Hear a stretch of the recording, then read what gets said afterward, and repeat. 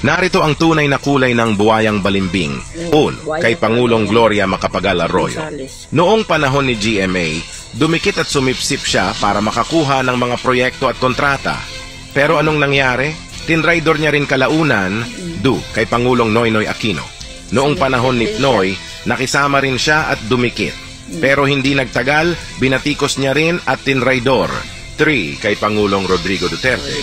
Noong panahon ni Tatay Digong, tila nagmamagandang loob at dumikit din siya. Ngunit ano ang ginagawa niya ngayon? Tinraidor niya si PRRD at nais pa siyang ipa-cite for contempt. 4, kay Vice Presidente Sara Duterte. Noong kampanya ni VP Sara, parang linta siyang dumikit at nagpakitang suporta. Pero ngayon, ano ang ginagawa niya? Tila bumabatikos at tinraidor din. 5, kay Mayor Teddy Tumang. Dati niyang kaibigan at kakampi si Mayor Teddy Tumang na tumulong pa sa kanyang kampanya bilang kongresista. Pero ano ang ginawa niya? Inahas at tinraidor niya rin ito. 6, ngayon kay Pangulong Bongbong Marcos at Speaker Romualdez. Ngayon sobrang dikit naman niya kay BBM at Romualdez. Bakit? Para sa sariling interes gaya ng dati.